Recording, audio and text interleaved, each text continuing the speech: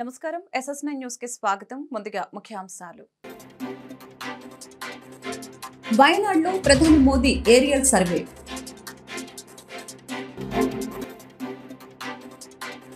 వాణి మాధురి గురించి షాకింగ్ విషయాలు చెప్పిన దువ్వాడ. కూటమి ప్రభుత్వం చేస్తున్న అభివృద్ధిని చూసి ఓర్వలేకని మాజీ సీఎం జగన్మోహన్ రెడ్డి ప్రభుత్వంపై విమర్శలు చేస్తున్నారని ఆరోపించిన మాజీ మంత్రి దేవినేని ఉమామహేశ్వరరావు. ప్రముఖ రంగస్థల నటుడు కళారత్న ఆచంట వెంకటరత్నం నాయుడు విగ్రహ ఆవిష్కరణ ఈ నెల 12న తుమ్మలపల్లి కళాక్షేత్రం వద్ద నిర్వహిస్తున్నట్లు వెల్లడించిన ఎమ్మెల్యే మండలి బుద్ధప్రసాద్. కూటమి ప్రభుత్వం చేస్తున్న అభివృద్ధిని చూసి ఓర్వలేకనే మాజీ సీఎం జగన్మోహన్ రెడ్డి ప్రభుత్వంపై విమర్శలు చేస్తున్నారని మాజీ మంత్రి దేవినేని ఉమామహేశ్వరరావు మండిపడ్డారు. జగన్ కు అసెంబ్లీలో మాట్లాడే ధైర్యం లేక తాడేపల్లి నివాసంలో కూర్చొని మాట్లాడుతున్నారని పేర్కొన్నారు. మాజీ మంత్రి దేవినేని ఉమామహేశ్వరరావు గొల్లపూడిలో విలేకరులతో మాట్లాడుతూ జగన్ కు అసెంబ్లీలో మాట్లాడే ధైర్యం లేక తాడేపల్లి నివాసంలో కూర్చొని మాట్లాడుతున్నారని అన్నారు. ఈ రాష్ట్రానికి ఆయన వద్దని ప్రజలు 11 సీట్లు ఇచ్చిన బుద్ధి రాలేదని తెలిపారు. శవం ఎక్కడ కనపడితే అక్కడకు వెళ్లి పెడబొబ్బలు పెడుతున్నారని, రాష్ట్రంలో 36 మంది హత్యలు జరిగాయని, సాక్షి సామాజిక మాధ్యాల్లో అసత్య ప్రచారాలు చేస్తున్నారని మండిపడ్డారు. మాజీ మంత్రి పెద్దిరెడ్డి చేసిన పాపాలకు సాక్ష్యాలు లేకుండా చేసేందుకు మదనపల్లిలో దసరాలు దహనం చేశారని అన్నారు. ఇచ్చేస్తా ఉన్నారు, జీతాలు ఫస్ట్ తారీఖు ఇచ్చేస్తా ఉన్నారు, అన్నా క్యాంటీన్ ప్రారంభం అవుతుంది, ల్యాండ్ టైటిలింగ్ యాక్ట్ రద్దయిపోయింది.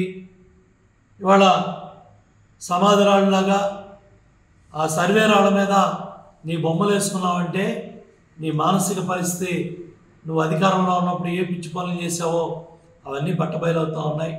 అన్నిటికన్నా ముఖ్యం land, sand, wine, mine, cent పట్టాలో నువ్వు దోచుకున్న 1000 కోట్లు బట్టబయలవబోతూ ఉన్నాయి. వాస్తవాలు బయటికి రాబోతూ ఉన్నాయి. మదనపల్లి ఫైల్స్ పెద్దారెడ్డి గగ్గోలు పెడతా ఉన్నాడు. అట్లాగే విశాఖపట్నం స్టాండింగ్ కమిటీ ఎన్నికల ఫలితాలు నీ మానసిక పరిస్థితికి కంగారు పుట్టింది. ఏలూరులో పీఠాలు కదులుతున్నాయి, శ్రీకాకుళంలో పీఠాలు కదులుతున్నాయి. వైసీపీ పార్టీ మొత్తం ఎక్కడికక్కడ నీ పార్టీ నాయకులందరూ కూడా దుకాణం సర్దేస్తున్నారు, జెండా పీకేస్తున్నారు. దీన్ని తట్టుకోలేక ఏదో విధంగా బురంచల్లాలి, అటు వెనుకొండ పోవాలా, ఇటు నంద్యాల పోవాలా, బెజవాడ రావాలా, ఢిల్లీ పోవాలా, సుప్రీంకోర్టు తలుపులు తడతాడంట, హైకోర్టు తలుపులు తడతాడంట, సిబిఐ కోర్టు తలుపులు కూడా తట్టు. కాల్ లిస్ట్ చూడమంటా ఉన్నాడు. జగన్ రెడ్డి మాటలన్నీ కూడా సిబిఐ వాళ్ళకు కూడా చెప్తున్నా. బాబాయ్ హత్య కేసులో కాల్ లిస్టులో తెల్లవారుజామున అవినాష్ రెడ్డి ఫోన్ నుంచి మీ కుటుంబంలో ఎవరికి ఫోన్లు వచ్చాయి, నీ పిఏలకి ఎవరికి ఫోన్లు వచ్చాయి, నీ ఓఎస్డీలకి ఎవరికి ఫోన్లు వచ్చాయి, ఆ రోజు నీ దగ్గర ఎవరున్నారు, ఇవన్నీ కూడా కాల్ డేటా అంతా కూడా సిబిఐ కోర్టుకి ఇవ్వు, హైకోర్టుకి ఇవ్వు, సుప్రీంకోర్టుకి ఇవ్వు. తప్పకుండా ఎఫ్ఐఆర్లో పేర్లు పెట్టాలని ఉబలాట పడుతున్నావు కాబట్టి అవినాష్ రెడ్డి జైలుకి నీ కుటుంబం పేర్లు ఎఫ్ఐఆర్లోకి వచ్చే రోజులు దగ్గరలోనే ఉన్నాయి. జగన్ ఈ పిచ్చి ప్రేరేపణలో మనీ రాష్ట్రాన్ని అభివృద్ధి బాటలో చూడాలని 5 కోట్ల మంది ప్రజలు కోరుకుంటా ఉన్నారు. నీ మూర్ఖత్వం వల్ల, నీ అహంకారం వల్ల పోలవరం డ్యామ్ గోదావరిలో కలిసిపోయింది. దగ్గర నీ మూర్ఖత్వపు నిర్ణయాల వల్ల డయాఫ్రమ్ వాళ్ళు దెబ్బతిని ఇవాళ హెడ్ వర్క్స్ 4500 కోట్లు భారం పడిందంటే పోలవరం ప్రాజెక్టు మీద. ప్రముఖ రంగస్థల నటుడు కళారత్న ఆచంట వెంకటరత్నం నాయుడు విగ్రహ ఆవిష్కరణ ఈ నెల 12వ తేదీన తుమ్మలపల్లి కళాక్షేత్రం వద్ద నిర్వహిస్తున్నట్లు అవనిగడ్డ ఎమ్మెల్యే మండలి బుద్ధప్రసాద్ తెలిపారు. మాజీ ఉపరాష్ట్రపతి వెంకయ్యనాయుడు విగ్రహాన్ని ఆవిష్కరిస్తారని ముఖ్య అతిథులుగా మంత్రులు దుర్గేషు, రవీంద్ర, అనిత, సత్యకుమార్, పార్థసారథి, ఎంపీ కేశినేని శివనాథ్ హాజరవుతారని తెలిపారు. 12వ తేదీ ఉదయం 10:30 గంటలకి పూర్వ ఉపరాష్ట్రపతి గౌరవనీయులు శ్రీ ముప్పవరపు వెంకయ్యనాయుడు గారి చేతుల మీదుగా విజయవాడ తుమ్మలపల్లి కళాక్షేత్రంలో ఆవిష్కరింపబడటం చాలా ఆనందదాయక విషయం. మహోన్నతమైన చరిత్ర గల తెలుగు నాటక రంగానికి ఒక మహోన్నతమైన తన నటనతో వైభవాన్ని సంతరించి పెట్టిన మహోన్నత నటుడు ఆచంట వెంకటరత్నాయుడు గారు. మన కాలంలో జాతీయ అంతర్జాతీయ స్థాయికి తెలుగు నటనని తీసుకెళ్లిన వ్యక్తి ఆచంట వెంకటరత్నాయుడు గారు. దేశ విదేశాల్లో అనేక వందల ప్రదర్శనలు ఇచ్చి తన నటనతో అందరినీ మైమరిపించిన మహోన్నత నటుడు ఆచంట వెంకటరత్నాయుడు గారు. మారిషస్లో జరిగిన ప్రపంచ తెలుగు మహాసభల్లో మారిషస్ గవర్నర్ జనరల్ని, మారిషస్ ప్రధానమంత్రిని తన నటనా చాతుర్యంతో వాళ్ళని మంత్రముగ్ధులను చేసిన సమయంలో నేను కూడా అక్కడ ఉండటం, నేను కూడా ఆ మహోన్నత సన్నివేశాన్ని చూడటం జరిగింది. అలాగే పేదల ఆకలి తీర్చే అన్న క్యాంటీన్లని ఆగస్టు 15 నాటికి సిద్ధం చేయాలని అధికారులకి కలెక్టర్ సృజన సూచించారు. పాత బస్తీలోని గాంధీజీ మున్సిపల్ హై స్కూల్ అలంకార థియేటర్ వద్ద ఉన్న అన్నా క్యాంటీన్లను మున్సిపల్ కమిషనర్ ధ్యానచంద్రతో కలిసి కలెక్టర్ పరిశీలించారు. ఉదయం అల్పాహారం, మధ్యాహ్నం రాత్రి భోజనం 15 రూపాయలకి అందజేస్తామని తెలిపారు. ఈ కార్యక్రమంలో ఆర్డీఓ భవానీ, శంకర్ తదితరులు పాల్గొన్నారు. విజయవాడ కొత్త ప్రభుత్వ ఆసుపత్రిలో సూపర్ స్పెషాలిటీ బ్లాక్ లో విద్యుత్ సరఫరాకు తీవ్ర అంతరాయం ఏర్పడింది. ఆసుపత్రిలోని 2వ బ్లాక్ లో ఏర్పడిన సాంకేతిక సమస్య కారణంగా గురువారం రాత్రి నుంచి శుక్రవారం ఉదయం వరకు కరెంటు నిలిచిపోయింది. ఈ విషయాన్ని కలెక్టర్ సృజనకు ఆసుపత్రి సూపరింటెండెంట్ వెంకటేష్ తెలిపగా ఆమె గురువారం రాత్రి ఆసుపత్రిని సందర్శించారు. ఎగువ నుంచి కృష్ణానదిలోకి చేరిన భారీ వరద నీటిని ఎమ్మెల్యే గద్దె రామ్మోహన్ పరిశీలించారు. పాత పోలీస్ స్టేషన్ రోడ్డు చివరన ఉన్న పుష్కర ఘాట్ ను ఆయన కార్పొరేషన్, ఇరిగేషన్ అధికారులతో కలిసి పరిశీలించారు. ఈ సందర్భంగా ఆయన మాట్లాడారు. వరద తీవ్రత కారణంగా రక్షణ గోడ వెంట ఓటుతో పరిసరాల్లోని ఇళ్లలోకి నీరు చేరి ప్రజలు ఇబ్బందులు పడుతున్నారని చెప్పారు. అదేవిధంగా పరిసరాల్లో మురుగునీరు చెత్తా చెదారంతో నిండటంతో దుర్గంధం వెలజల్లుతుందని తెలియజేశారు. ఊట నీటిని మోటార్ల సాయంతో తిరిగి కృష్ణానదిలోకి మళ్లించి ప్రజలకు ఇబ్బందులు తలెత్తకుండా చూడాలని అధికారుల్ని రామ్మోహన్ కోరారు. ప్రత్యామ్నాయ ఏర్పాట్లు చేయాలని, విద్యుత్ సరఫరా పునరుద్ధరించాలని సూపరింటెండెంట్ కి ఆమె ఆదేశించారు. అనంతరం యుద్ధ ప్రాతిపదికన మరమ్మతులు నిర్వహించి కరెంటు పునరుద్ధరించాలని అన్నారు. ఈ సందర్భంగా సూపరింటెండెంట్ వెంకటేష్ మాట్లాడుతూ 2వ బ్లాక్ లో ఒక పరికరం కాలిపోయి ఏర్పడిన చిన్న సాంకేతిక సమస్య కారణంగా విద్యుత్ సరఫరాకు అంతరాయం ఏర్పడిందని అన్నారు. దీనివలన రోగులకి ఎటువంటి ఇబ్బంది కలగలేదని తెలిపారు. ఎక్సెల్ ప్లాంట్ వద్ద అపార్ట్మెంట్ వాసులు ఎదుర్కొంటున్న సమస్యల్ని పరిష్కరిస్తానని ఎమ్మెల్యే బోండా ఉమామహేశ్వరరావు పేర్కొన్నారు. గత ప్రభుత్వ పాలనలో అన్నిట నిర్లక్ష్యం చూపారని, పార్కులు అసాంఘిక శక్తులకి కేంద్రంగా మారాయని తెలిపారు. ఇప్పుడు ప్రజా ప్రభుత్వం వచ్చిందని మేలైన పాలన అందిస్తామని స్పష్టం చేశారు. విజయవాడ సెంట్రల్ నియోజకవర్గం MLA Bonda Umamaheswara Rao excel plant పరిసర ప్రాంతాల్లో అపార్ట్మెంట్లను పరిశీలించారు. స్థానికులతో మాట్లాడి సమస్యలు అడిగి తెలుసుకున్నారు. గత ప్రభుత్వ పాలనలో అన్నిటా నిర్లక్ష్యం చూపారని, పార్కులు అసాంఘిక శక్తులకి కేంద్రంగా మారాయని తెలిపారు. ఇప్పుడు ప్రజా ప్రభుత్వం వచ్చిందని మేలైన పాలన అందిస్తామని స్పష్టం చేశారు. దోమల బాధతో తీవ్ర ఇబ్బందులు పడుతున్నామని స్థానికులు చెప్పగా కొత్త వాటర్ మ్యాటర్ ని బిగించి నీటి సమస్య లేకుండా చూడాలని కోరారు. సిటీ బస్సు సౌకర్యం కల్పించాలని కోరగా వీలైనంత త్వరగా బస్సులు వచ్చేలా చూస్తామని హామీ ఇచ్చారు. కార్యక్రమంలో నాయకులు నవనీతం సాంబశివరావు, బంగారు నాయుడు, ఎస్కే పర్వీన్, జాన్వి, వేల్పుల రాజేషు తదితరులు పాల్గొన్నారు. పూర్తిగా మరి ఎమ్మెల్యేలుగా మేమందరం కూడా ప్రజల్లో ఉంటా ఉన్నాం. ప్రజలు ఆశ్చర్యపోతూ ఉన్నారు. గత 5 సంవత్సరాలు ఏ ఎమ్మెల్యే కూడా మొహం కూడా మేము చూడలేదండి. ఇవాళ ఎమ్మెల్యేలు అంటే ప్రజల్లో ఉంటున్నారు, తెలుగుదేశం ఎమ్మెల్యేలు అని చెప్పి సంతోషపడుతూ ఉన్నారు. ప్రజల్లోకి వెళ్ళటం వల్ల సమస్యలు పరిష్కారం అవుతూ ఉన్నాయి. ఎందుకంటే మాతో పాటు అధికారులు, డివిజన్ అధికారులు, కింద స్థాయి అధికారులు, ఏఈలు, డిఈలు, శానిటరీ ఇన్స్పెక్టర్లు వీళ్ళందరూ రావటం వల్ల ఆ సమస్యలను అప్పటికప్పుడే ప్రజల నుంచి విజ్ఞప్తులు తీసుకొని వెంటనే ఆ సమస్యల మీద అధికారులు స్పందించడం వల్ల సమస్యలు పరిష్కారం అవుతూ ఉన్నాయి. దాని మీదే ఆ పరిష్కారం లక్ష్యమే ఇవాళ పాదయాత్రను చేస్తూ ఉన్నాం. ఈరోజు సెంట్రల్ నియోజకవర్గంలో సింగనగర్ ప్రాంతంలోని 59వ డివిజను రామానగర్ ప్రాంతంలో అపార్ట్మెంట్ వాసులందరినీ కలుసుకోవడం జరిగింది. అపార్ట్మెంట్ వాసులు కొన్ని శానిటేషన్ సమస్యలు చెప్పారు. అలాగే ఒక మోటారు రిపేర్ వచ్చిందని చెప్పారు. వెంటనే ఈ గారికి ఆదేశాలు ఇచ్చాం. కొత్త మోటార్ ఇమ్మన్నాం. రేపటికల్లా కొత్త మోటార్ వేస్తామని చెప్పి ఈ గారు తెలిపారు. అలాగే శానిటేషన్ వాళ్ళకు కూడా మరి గట్టిగా చెప్పడం జరిగింది.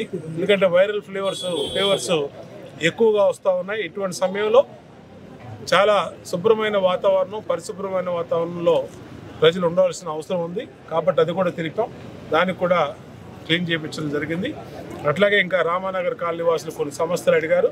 ఆ సమస్యలు బస్ స్టాప్ కానీ, లైట్లు కానీ, కరెంటు కానీ అన్నిటిని పరిష్కరిస్తామని చెప్పి హామీ ఇచ్చాం. నిత్యం ప్రజల్లో ఉంటా ఉన్నాం. ప్రజా సమస్య పరిష్కారంలో ఈ ప్రజాప్రభుత్వం ముందడుగులో ఉంటుంది. రాబోయే రోజుల్లో మరింత మెరుగ్గా పరిపాలన అందిస్తాం. సమస్యల అధ్యయనం జరుగుతూ ఉంది. ఇప్పుడు డివిజన్ వారీగా ఆ సమస్యల్ని తెలుసుకొని ఆ సమస్యల పరిష్కారం కోసం అధికారులతో సమావేశం ఏర్పాటు చేసుకుని అధికారులతో మరి అన్ని రకాలుగా సమస్యలు పరిష్కరిస్తామని తెలియజేస్తూ ఈరోజు డివిజన్ నాయకులు బంగారు నాయుడు, డివిజన్ పార్టీ అధ్యక్షులు జాన్ వలి, మా డివిజన్ కార్పొరేటర్గా పోటీ చేసినట్టు మా సోదరి పర్వీను, ప్రధాన కార్యదర్శి రాజేష్, గౌసియా, రత్నకుమారి, సీనియర్ నాయకులు అందరూ ఆధ్వర్యంలో, మహేష్ అందరూ ఆధ్వర్యంలో డివిజన్ పర్యటన చేశాం. రాబోయే రోజుల్లో మరింత జవాబుదారీతనంగా ఈ ప్రభుత్వం ఉంటుందని తెలియజేస్తాం. సినీ నటులు, అభిమాన సంఘాలు అభిమానం పేరిట చేస్తున్న సేవలు ఆదర్శంగా నిలుస్తున్నాయని, భవిష్యత్తులో ఈ సేవలు మరింత విస్తృతం చేయాలని శ్రీకాకుళం ఎమ్మెల్యే గొండు శంకర్ తెలిపారు. సినీ నటుడు సూపర్ స్టార్ మహేష్ బాబు పుట్టినరోజును పురస్కరించుకొని నగరంలోని కిన్నెర థియేటర్లో GNV శ్రీకాకుళం జిల్లా మహేష్ బాబు ఫ్యాన్స్ అసోసియేషన్ ఆధ్వర్యంలో శుక్రవారం నిర్వహించిన పుట్టినరోజు వేడుకల్లో రక్తదాన శిబిరంలో ఎమ్మెల్యే గొండు శంకర్ ముఖ్య అతిథిగా పాల్గొన్నారు. ఈ సందర్భంగా ఆయన మాట్లాడారు. మహేష్ బాబు పుట్టినరోజు సందర్భంగా రక్తదాన శిబిరం నిర్వహించడం అభినందనీయమని తెలిపారు. జిల్లాలో రక్తం కొరత ఎక్కువగా ఉందని, అభిమాన సంఘాలు యువత రక్తదానం చేసి ప్రాణదాతలు కావాలని ఎమ్మెల్యే పిలుపునిచ్చారు. మహేష్ బాబు ఓ విలక్షణమైన నటుడు అని, వివాదరహితుడని కొనియాడారు. ఇప్పటికే ఎన్నో సందేశాత్మక చిత్రాలను ప్రేక్షకులకి అందించారని, భవిష్యత్తులో మరిన్ని మంచి సినిమాలో నటించి అవార్డులు సాధించాలని ఎమ్మెల్యే శంకర్ ఆకాంక్షించారు. ఈ సందర్భంగా రక్తదానం చేసిన అభిమానులకి మెడల్స్ అందించి అభినందించారు. ఈ సందర్భంగా మహేష్ బాబు గారికి కూడా జన్మదిన శుభాకాంక్షలు తెలియజేసుకుంటూ ఆయన నిండు 100 ఏళ్ళు ఆయురారోగ్యాలతో ఉండాలని, మరిన్ని సూపర్ హిట్ సినిమాలు కొట్టాలని, మంచి అవార్డులు రావాలని, మంచి మెసేజ్ ఓరియంటెడ్ మూవీస్ ఇంకా ఆయన తీయాలని కోరుకుంటూ, మహేష్ బాబు గారు ఒక విలక్షణమైనటువంటి నటుడు. ఆయన నాన్ కాంట్రవర్షియల్, మంచి వ్యక్తిత్వం గలమైనటువంటి హీరో. ఆయన నిండు 100 ఏళ్ళు ఆయురారోగ్యాలతో ఉండాలని, మరిన్ని మెసేజ్ ఓరియంటెడ్ మూవీస్ తీయాలని, అవి సూపర్ హిట్ అవ్వాలని కోరుకుంటూ ఈ కార్యక్రమంలో నన్ను పాల్పంచుకునే అవకాశం ఇచ్చినందుకు ఫ్యాన్స్ అసోసియేషన్ అందరికి కూడా పేరు పేరున నా హృదయపూర్వక ధన్యవాదాలు. శ్రీకాకుళం జిల్లాలోని శ్రీ సంతోషిమాత అమ్మవారి దేవస్థానంలో శ్రావణ మాసం పర్వదినం మొదటి శుక్రవారం సందర్భంగా అమ్మవారికి ఉపాసకులు, ఆగమ ప్రవర దైవజ్ఞ బ్రహ్మశ్రీ మోదుకూరి కిరణ్ శర్మ గారి ఆధ్వర్యంలో వైభవంగా నిర్వహించారు. తెల్లవారుజామున 3 గంటల నుంచి శ్రీ సంతోషిమాత అమ్మవారికి సుప్రభాత సేవ, మహాన్యాస పూర్వక సమక చమక పంచ సూక్తములతో క్షీరాభిషేకం నిర్వహించారు. అమ్మవారికి శ్రీ సూక్తం విధానంలో షోడాసోపచార సహిత సహస్ర నామార్చన, కుంకుమ పూజ, అష్టోత్తర శతనామార్చన, కుంకుమ పూజ, ఖడ్గమాలతో కుంకుమ పూజ, అమ్మవారి జపం, అమ్మవారి పారాయణం, త్రికాల అర్చనలు మొదలగు పూజలు నిర్వహించారు.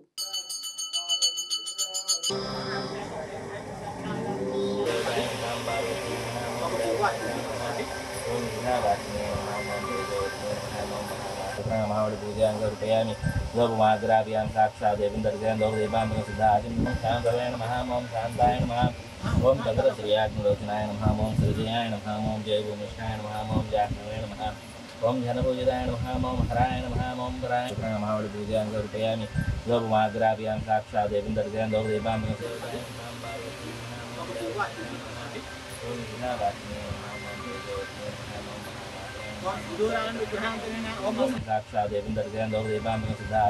క్విట్ ఇండియా డే స్ఫూర్తితో కార్పొరేట్ కంపెనీల నుంచి వ్యవసాయ రంగాన్ని కాపాడుకుంటామని సంయుక్త కిసాన్ మోర్చా జిల్లా కన్వీనర్ తాండ్ర ప్రకాష్, ఏపీ రైతు సంఘం జిల్లా కార్యదర్శి కె మోహన్ రావు, సిఐటియు జిల్లా అధ్యక్షులు సిహెచ్ అమ్మన్ నాయుడు తెలిపారు. క్విట్ ఇండియా డే సందర్భంగా కేంద్ర బీజేపీ ప్రభుత్వ రైతాంగ, కార్మిక, ప్రజా విధానాలను వ్యతిరేకంగా సంయుక్త కిసాన్ మోర్చా సిఐటియు ఆధ్వర్యంలో శ్రీకాకుళంలో పాత బస్టాండ్ వద్ద గల రిలయన్స్ స్మార్ట్ పాయింట్ ముందు క్విట్ కార్పొరేషన్ నినాదంతో నిరసన తెలిపారు.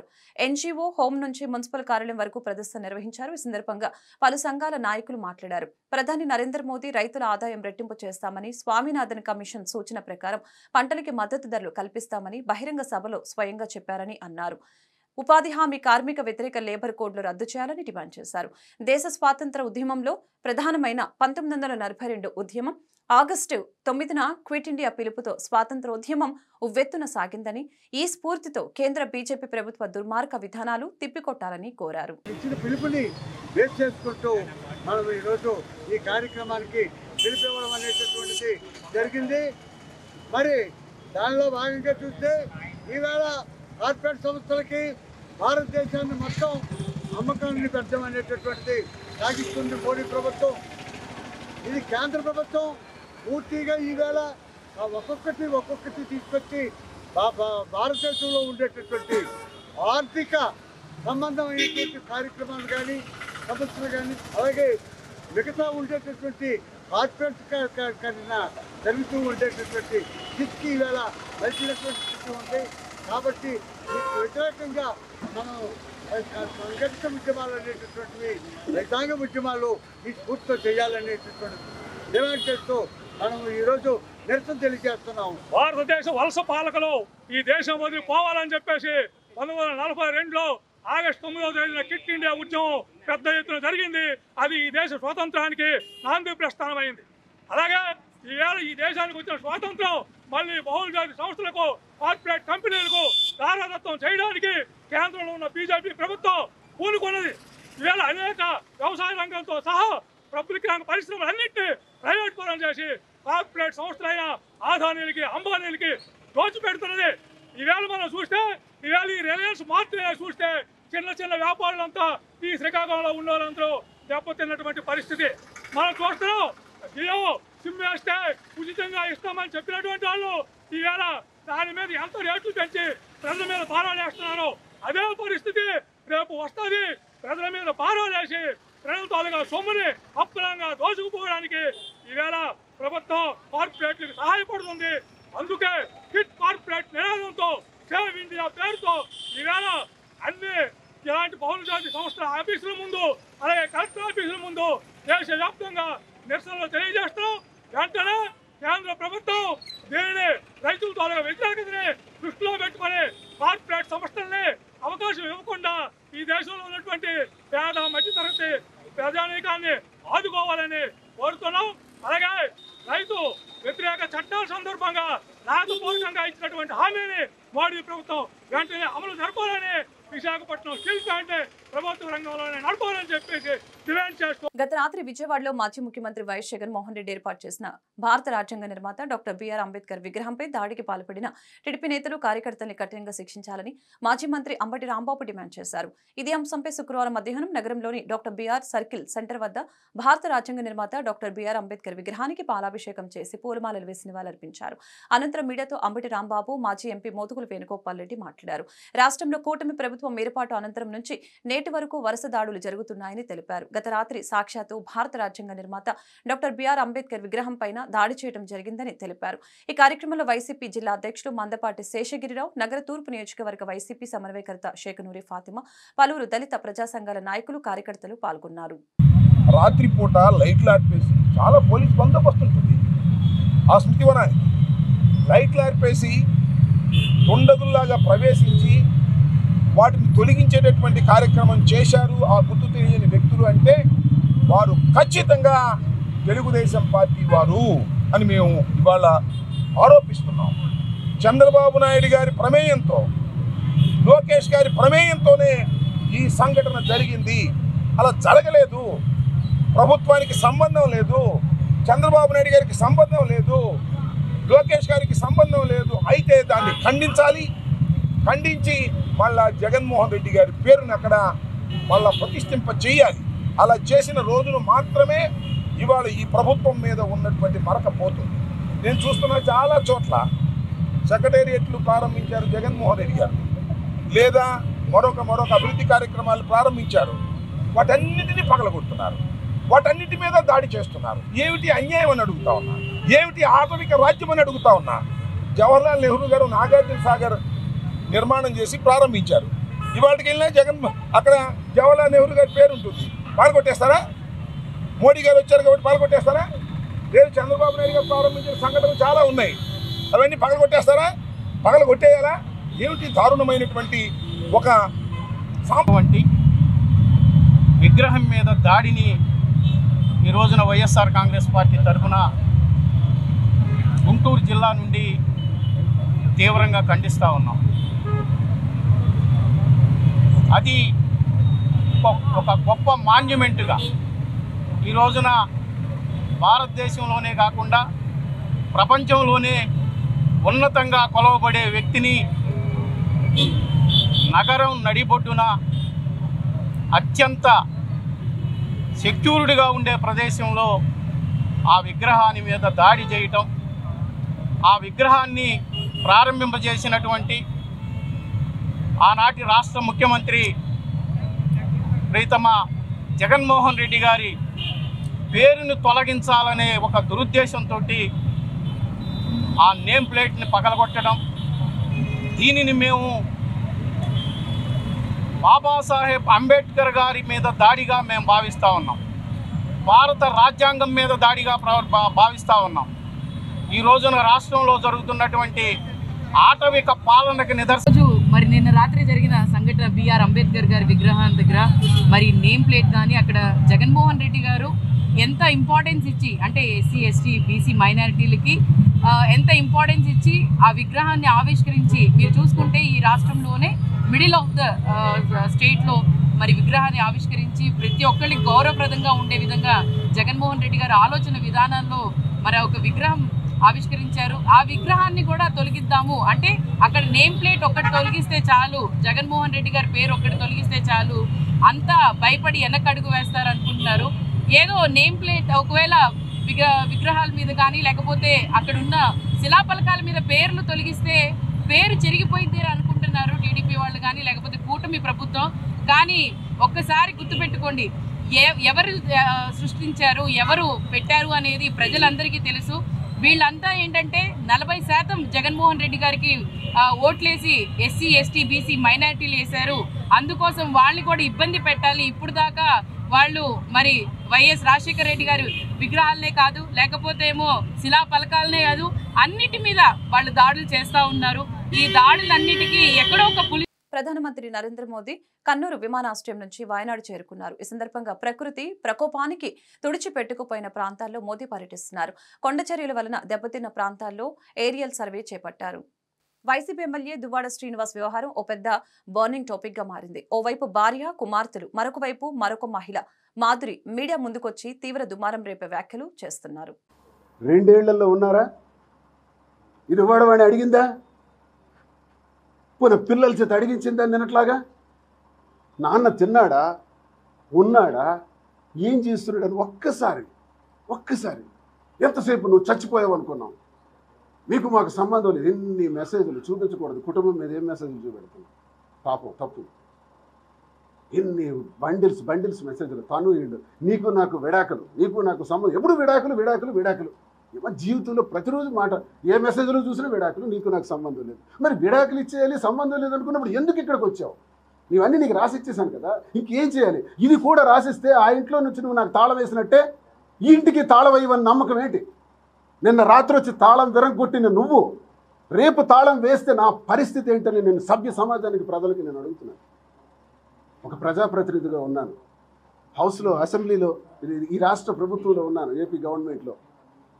ఒక బాధ్యత గల ప్రతినిధిగా 25 సంవత్సరాలు ప్రజలతో పనిచేసిన ఒక అనుభవంతో ఎన్నో మంచి పనులు చేసి నాకు ఈ అపకీర్తి వచ్చింది. ఈ క్షణంలో ఈ అపకీర్తికి నేనే ప్రజలకు అడుగుతున్నా, ఏం చేయాలి? ఇదా విధానం అని అడుగుతున్నాను.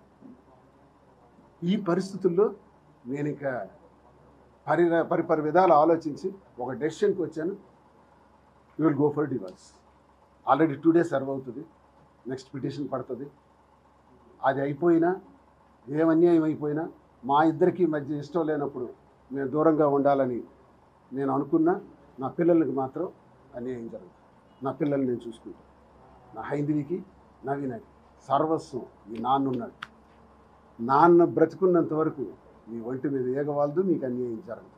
నాన్న చెబుతున్నాడు, మీకు ఇష్టం ఉంటే వినండి, ఇష్టం లేకపోతే వినకపోండి, నా ఇష్టం ఉంటే నమ్మాలనుకుంటే నమ్మండి, లేకపోతే లేదు. ఇంతవరకు నాన్న మీకు ఈ రోజు వరకు, నిన్నటి వరకు ఎలా అయితే చూసినాడో ఇప్పుడు రేపు కూడా ఇంతకన్నా బ్రహ్మాండంగా చూస్తాడు అని నా హృదయం చెప్తుంది. టీడీపీ నేత జేసీ ప్రభాకర్ రెడ్డి సొంత పార్టీ నేతలకి వార్నింగ్ ఇచ్చారు. ఇసుక అక్రమ రవాణాను అందరూ మానుకోవాలని సూచించారు. 40 మంది అక్రమ ఇసుక రవాణా చేస్తున్నట్లు ఆరోపణలు వచ్చాయని, వారందరికీ ఇదే లాస్ట్ ఛాన్స్ అని హెచ్చరించారు. ఇంకోసారి ఇసుక రవాణా చేస్తే వాహనాలు సీజ్ చేస్తామని చెప్పారు. త్వరలో ఊరికి కూడా వస్తాను. అన్నీ బాగానే ఉన్నాయి, కానీ కొందరు ఇసుక విషయంలో నేను ఒప్పుకోను, నా దగ్గర లిస్ట్ అంతా ఉంది, సోమవారం మీరు కనుక నాకు రిప్లై ఇచ్చి లిస్టు పంపిమంటే పంపిస్తా. ఈరోజు సిఐలకు ఎస్ఐలకు చెప్తున్నా. కొందరు అంటున్నారు, ఏమయ్యా మాకు స్టోర్లు ఆ సారా ఏంటో ఇచ్చినారా పనిచేసేది, అవి ఇస్తే చాలు అనుకుంటున్నారా అన్నారంట. ఏమో చెప్పండి, ఏ నది అంత ఇచ్చేయాలనా మీకు? నది ఇచ్చేస్తాంలే.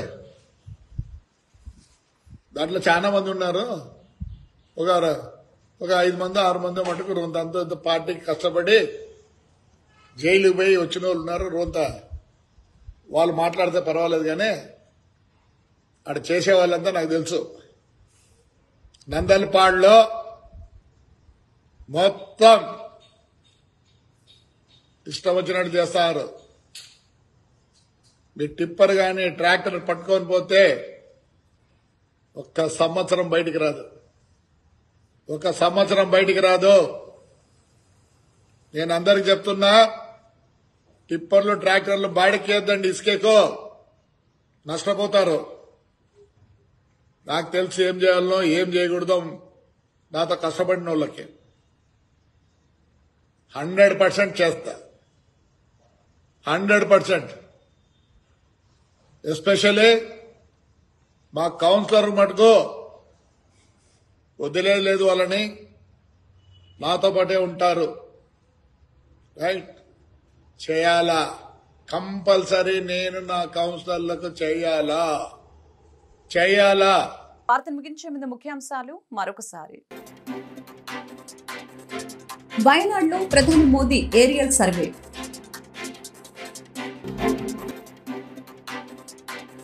వాణి మాధురి గురించి షాకింగ్ విషయాలు చెప్పిన దువ్వాడ. కూటమి ప్రభుత్వం చేస్తున్న అభివృద్ధిని చూసి ఓర్వలేకని మాజీ సీఎం జగన్మోహన్ రెడ్డి ప్రభుత్వంపై విమర్శలు చేస్తున్నారని ఆరోపించిన మాజీ మంత్రి దేవినేని ఉమామహేశ్వరరావు.